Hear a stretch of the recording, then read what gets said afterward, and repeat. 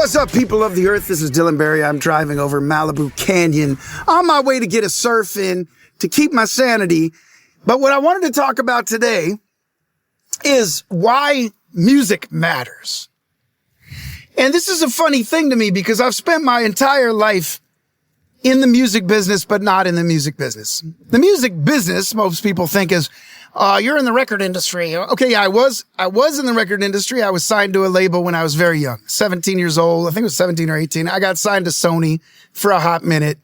And I was playing in bands, and I ended up down in LA and ended up playing with all these freaking awesome musicians from some of my favorite bands ever, the Chili Peppers and Fishbone and Funkadelic Parliament, all these cats. It was so cool.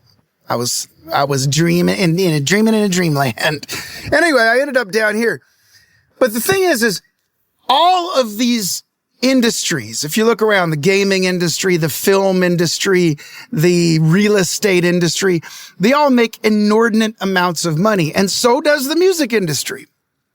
However, at the very, very, very, very bottom of that chain is the artists. Did you know that most artists, I would say 99.9999999% of them, make no money at all?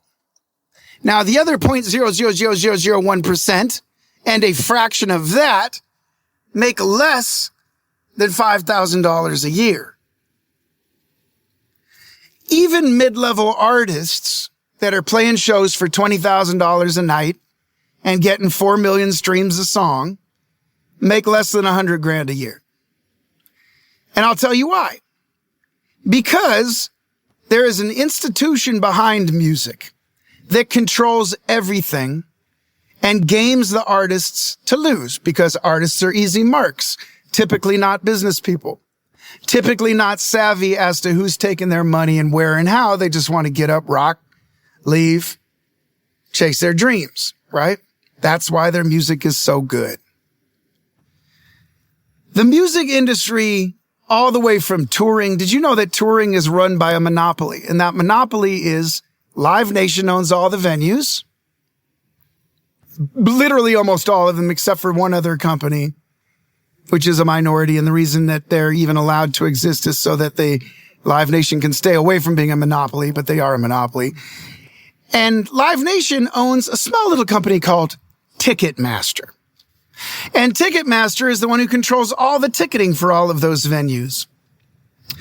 Nobody can play or tour in the record industry in America unless you play ball with Live Nation. And they know it. And so guess what Live Nation does? They take all the money they possibly can because you don't have a choice. You either get ruined or you play ball. What you gonna do? You gonna bribe the mob to leave you alone? Or are you going to say, screw you, mob? I dare you to do something to me. Pearl Jam back in the day went up against Ticketmaster and Live Nation. Didn't go so well, did it? They had to eventually concede and go, oh, we're so sorry. Oh, we didn't mean it. And go back to doing the same thing that everybody's been doing. Taking it in the rump by the man. Now, that's just the touring and the live venue industry. Let's now look at the digital landscape. Spotify. Spotify favors the major labels. That's why they changed. Now, no other platform on the planet until that point ever gave 80% of the revenue to the master owners, which is the labels, because the labels did a sweetheart deal with Spotify, because Spotify knew that they had to have all of the label music if they were going to win the market share. And so they said, fine, we'll change the rules. We'll give them more money. Guess what? The labels take 80%. That leaves 20% for the, quote, artists. But half of that 20% is the publishing, which is owned by the publishing companies or the labels. And in most cases, labels, when they sign new artists, try to own the publishing and get it, which is the only asset besides writer's income that the artist has besides their brand name and likeness, which the label also owns. So the label basically owns you. And here's how the label structure works. And I won't get too deep into it, but if you look it up, you'll see what I'm saying. I signed to a record label. They give me a $250,000 advance. I go, I'm rich. I go out and buy myself a new car, tell all my friends I'm going to be famous, and I spend the rest on a record. Now, The record's done. Now there's no money left. So they go, great, we'll give you $1 million in marketing. Now I'm 1.25 in the hole to the label. And then what the label does is they spend money on everything they want and they put it on your books. Their secretary, their lunches, your car service, their car service, your hotels, their hotels, and flight back for Thanksgiving and flight back for Christmas and maybe the power bill and anything else they want to write off. They put that on your bill. Guess what? Now you're $4 million in debt because you have to pay for all of their livelihoods, their paychecks and everything else. So what ends up happening? You go on tour. You become a famous artist. You're $4 million in debt. Let's say you're making $20,000 a night. Live Nation and Ticketmaster is going to take I don't know how much of the ticket is, a big chunk of the ticket. You also have to worry about them when you go to their venues, you have to give them a percentage of your merch. So now you go to their venues, they take a lion's share of your merch. You get 5-10% of your net or whatever it is. I don't know the stats. Y'all can look it up, but it's bad. So I go to Live Nation. I play their venue. I play 12 of their dates. I'm on the hook for marketing those dates. So every time they market those dates, the label's also putting that on my bill. So now my bill goes up to, let's say $10 million. The tour does $8 million. Everybody has their hand out from the label, for the recoup, for everything, the merch, the Ticketmaster, all the rest of it, the promotion. So you get the $8 million. At the end of it, that artist might make 2% or 5% of that money. And that's on a hit tour, and if they're lucky. Typically, the $8 million goes away and you still owe it. So now you go back on tour again, year after year after year. You don't get any more advances until your next album. Then you get another advance. That puts you another $250,000 in debt. So what are you doing? You're going so far in debt to the label that you're going to spend the rest of your life, unless you are a big enough artist to overcome that debt, you're going to spend the rest of your life and your career paying back that debt. And the reality is you probably only owed them $2 million to $4 million of that 10 to 15 that they're recouping on. And there's no way to really audit them. You can audit them, but they're like, you really gonna poke the bear? You know, you're gonna go audit Live Nation? They're gonna be like, you might find yourself at the end of a football field, with a concrete blanket. I'm just saying. Don't bite the hand that feeds you, right? It's the oldest one in the book. So why are our artists disgruntled? Spotify, they take 80% of the money goes to the label and then another 50% of the 20% left. And then all their writers, sub-publisher and producers. And then of course they got to recoup on the amount of money that the label paid for that producer, which was probably $25,000 because they wanted Mark Ronson or somebody to do it, right? Or whatever. I think Mark's more like 50 or more. Anyway, then all that gets recouped. You make no money. So you make no money from your streams, no money from your tours. As an artist, you're typically making 2 to 5% of your own business, and you are the center of the business, right? Now, if you get big enough, there's other ways you make money, and you get paid from this, that, and the other thing, and your residuals, and it starts to get better. But you really have to be an artist making more than $50,000 a show and filling 2,000 seat amphitheaters, 3 times a week to really make any living at all that would compare it to any, normal job, $130,000 to $250,000 a year job. Normal, good job. Right? And again, most of those people will never, ever see that money. I know multi-platinum artists that never made a dime. Multi-platinum artists that never made a dime. I don't want to name them. I don't want to call them out, but that's what their deals did. Their deals took everything. I will name one though. My buddy Mark, who's no longer with us, from a band called Two Live Crew. You remember Two Live Crew? Yeah, they was nasty. But let me tell you something about Two Live Crew. They sold billions of records. And one lawyer owned everything and never paid them shit. Mark told me the biggest check he ever got, being a charting artist on MTV all the time, in the news all the time, filling stadiums. Biggest check he ever got in a single year was $80,000 for 2 Live Crew, dude. So why do we punish our artists? These are the ones that unilaterally everyone in the world will tell you music makes their life better. You ask anybody, do you like music? They say yes. I don't care if they're a nun living in a monastery or they're rocking at a rave or they just really like the Grateful Dead. Music makes people's lives better. Yet we do not honor our artists. And they're starving and they're dying and there's no unions. It's not one union that makes sense or means shit in the music industry. The musicians union, it's a joke, dude. Musicians union is a joke.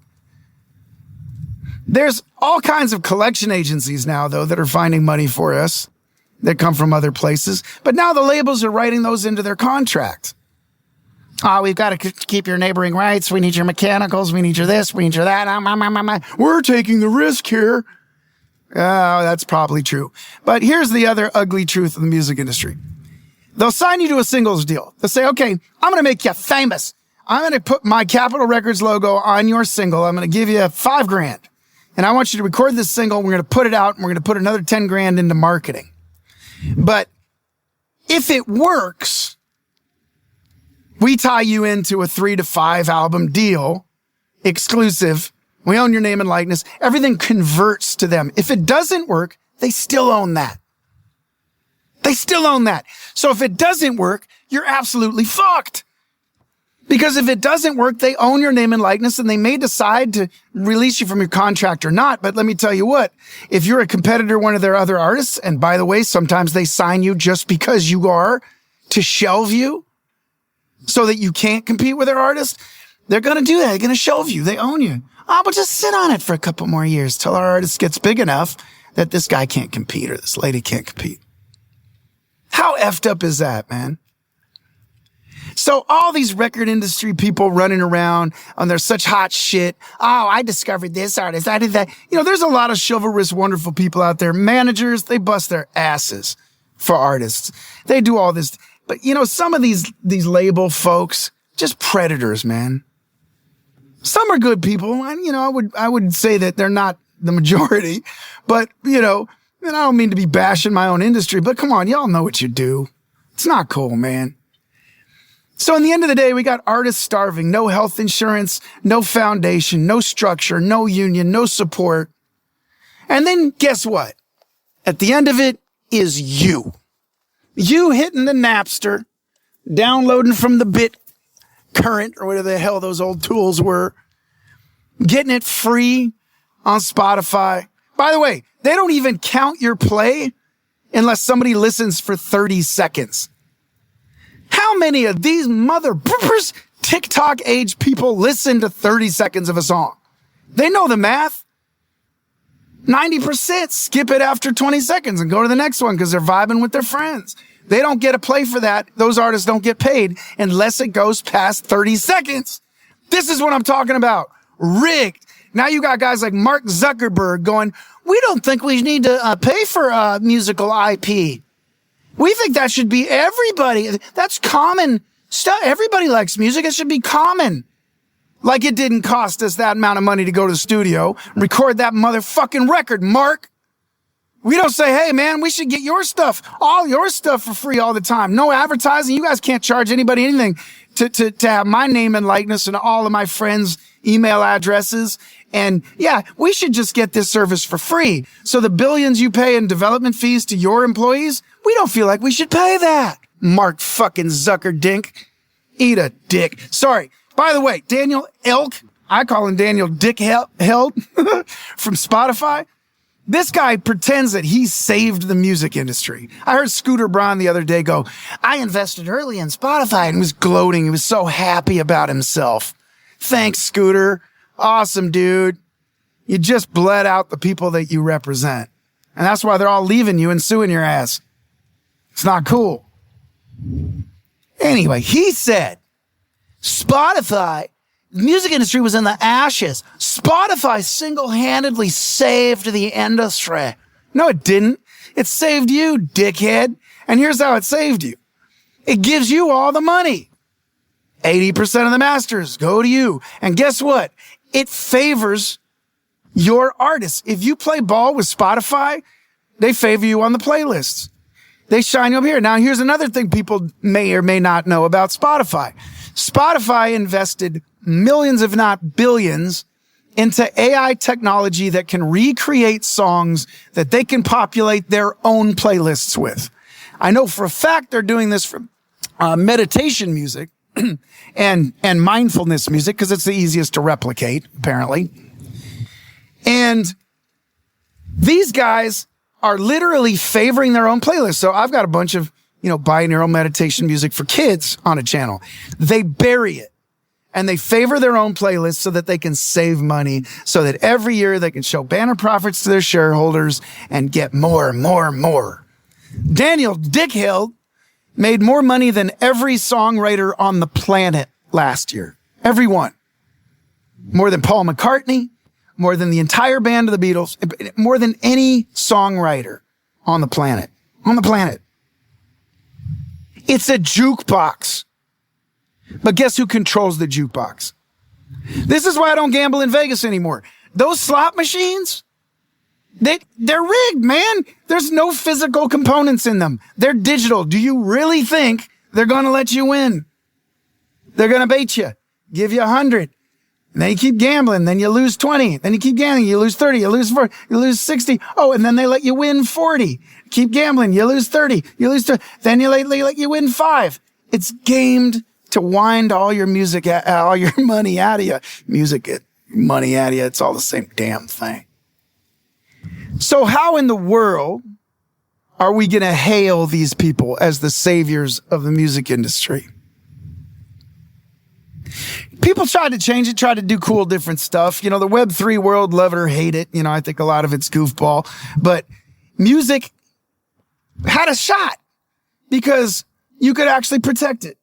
You could actually own another piece of music, which was the digital IPs and the Web3 imprint and the NFT of the song and all this other stuff. But that didn't really catch on. The labels tried to buy it all up and exploit it just like everything else. And they added all that shit to their contracts. So it didn't last long at all. Why do we allow the world, and why do we allow ourselves to destroy the very thing we love the most? Music. Why? Next time you go and you get free music from somewhere, or you're a business and you've got web videos and you decide you're just going to use the AI generated music, think about me. The fact that I got 2 kids and I had to pay for their health care, and one got really sick and I couldn't afford it. And I had to borrow money from my brother. You know why? And I had, I think, 6 platinum records at that point. Remember me, right? Remember that when you get that for free, I paid for it for you. And when you take somebody's song for free, they paid for it with blood, sweat, and tears and money they will probably never, ever see that they now owe to the labels. So just think about the consequences of these things. Art and culture should be hailed, and you should pay top dollar for it. Not because you have to, but because you want to. Because if you want people to survive and you want art and culture and our lives to be better, provide these folks a living. This starving artist thing, it's not fucking cute. People got health insurance. They got bills to pay. They got to pay for their mortgages. They got to pay for the gas and the buses and the rehearsal time and the instruments and the broken strings and the broken drumsticks, man. Think about it. Anyway, I'm sorry to be rambling, but this one's close to my heart. I'm a lifelong musician. I've been blessed to make it this far. I'm still paid 98% less than I should have been. You know what I mean? Big love. Support your local artists. Remember I said this: when you see art and culture and you try to negotiate somebody out of a price for their art or their piece of this or that, or somebody's doing a crowdfunder for their band, throw them some cash, man. This makes life better. Without it, life sucks. I love y'all. This is Dylan Barry, Why It Matters. Take it easy.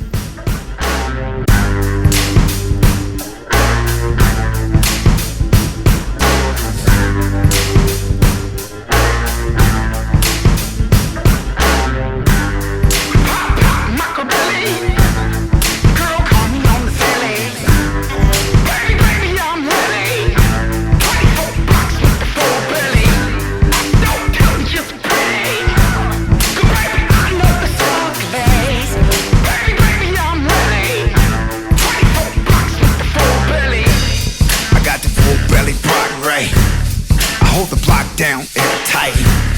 I said I got that alright. I got that alright. I got the full belly block right. I hold the block down airtight. I said I got that alright. I said I got that alright. I got the house packed back, po-po coming every night. And that shit ain't right.